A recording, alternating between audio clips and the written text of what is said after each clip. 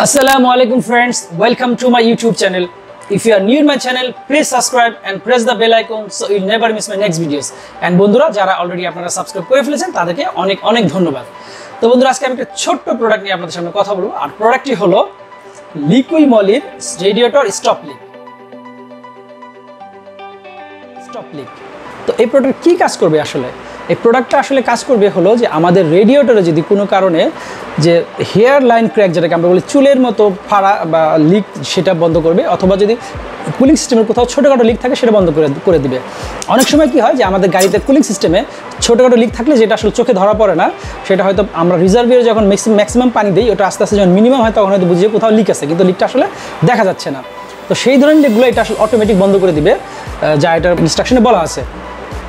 আর এটা আসলে আপনি সব ধরনের কুলেন্টের সাথে ইউজ করতে পারবেন, প্লাস যদি আপনার ডিস্টিল ওয়াটার বা সাধারণ পানি থাকে সেটার সাথে ইউজ করতে পারবেন। তবে আমি বলবো আমার অভিজ্ঞতা থেকে প্লিজ আপনাদের গাড়ির পরিষ্কার পানি বা পরিষ্কার কুলেন্টের সাথে অবশ্যই এটা ইউজ করুন। 150 মিলির একটা ছোট্ট বোতল যার দাম মাত্র 350 টাকা, যেটা আমরা আসলে অনলাইন থেকে কিনে নিতে পারি।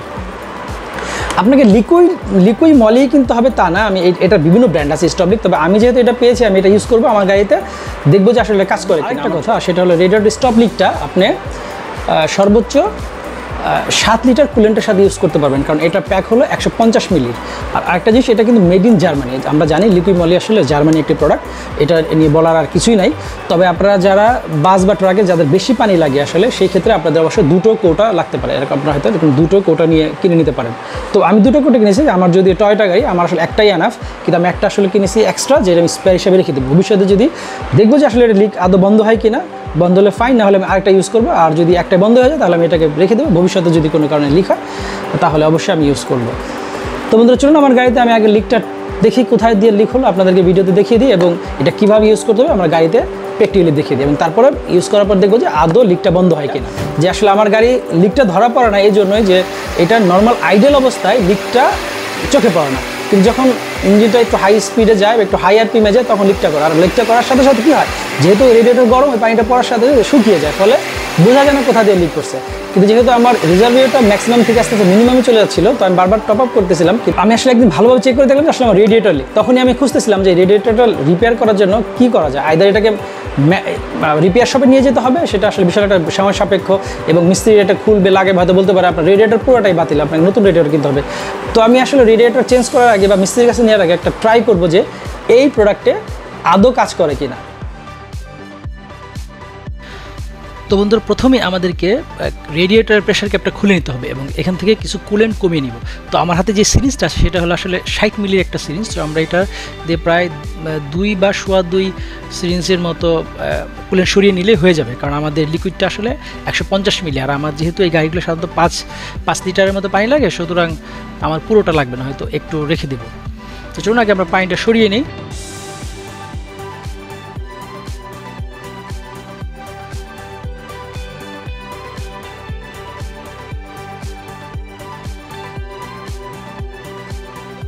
হ্যাঁ, আমরা বোতলটা ভালোভাবে ঝাঁকিয়ে নেব, কারণ একটা জিনিস মনে রাখবেন যে বোতলটা খুব ভালোভাবে ঝাঁকিয়ে তারপরেই রেডিয়েটরে কেমিক্যালটা ঢালতে হবে। তো চলুন আমরা ভালোভাবে ঝাঁকিয়ে নেই, তারপরে আমরা রেডিয়েটরের মধ্যে ঢেলে দেব।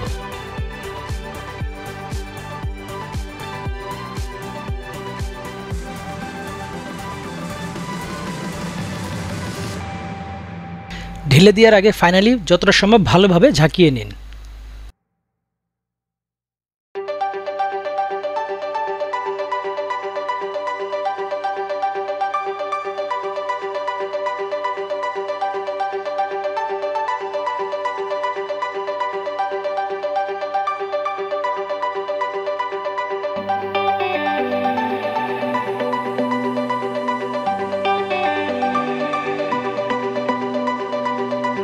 আমি আস্তে আস্তে আসলে পুরোটাই ঢেলে দিয়েছি, অল্প একটু ছিল যেটা আসলে পরবর্তী রিজার্ভিয়ারে দিয়ে দিলাম, সেটা একটু রেখে আসলে কোনো কাজ হবে না, তাই পুরোটাই ঢেলে দিলাম।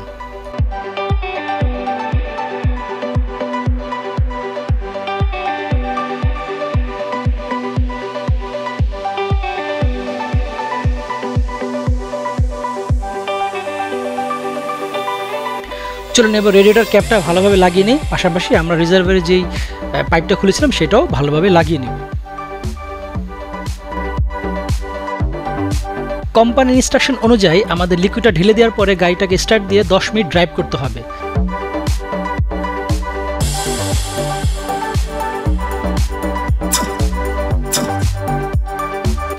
আমার সব কিছু লাগানো শেষ। চলুন এবার আমি গাড়িটা স্টার্ট দিয়ে দেখি।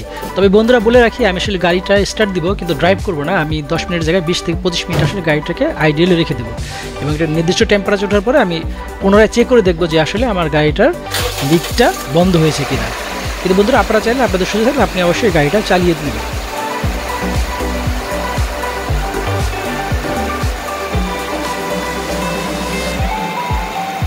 বন্ধুরা আমি আমার গাড়িটাকে স্টার্ট দিয়ে প্রায় 20 মিনিট রেখে দিয়েছিলাম এবং মিটারে দেখা যাচ্ছে যে আসলে গাড়িটা এখন যথেষ্ট গরম। সুতরাং এখন সেই মোমেন্ট অফ ট্রুথ যে আদৌ এই লিকুইডটা কাজ করলো কিনা, অর্থাৎ আমার গাড়িটাকে সে পুরোপুরিভাবে লিকটা বন্ধ করতে পারলো কিনা।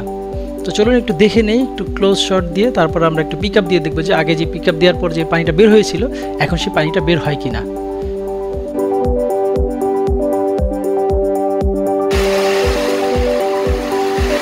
OMG, wow, just wow, there is no leak. Believe me ভাই, এক ফোঁটা পানি বের হচ্ছে না। আসলে লিকুইড মলিটা খুবই কাজ করবে। তো আপনারা চাইলে রেডিয়েটর স্টপ-লিক কিনতে পারেন। আপনি লিকুইড মলি হোক বা অন্য যে কোনো একটা কোম্পানি কিনে টেস্ট করে দেখতে পারেন। তবে যেহেতু এই ব্র্যান্ডটা আমি টেস্ট করেছি, আপনারা চাইলে কিনে দেখতে পারেন। তো বন্ধুরা আমার এই ভিডিওটি ভালো লাগলে অবশ্যই লাইক দিবেন, শেয়ার করবেন এবং আমার সাথে থাকবেন আশা করি। এতক্ষণ কষ্ট করে ভিডিওটি দেখার জন্য অনেক অনেক ধন্যবাদ।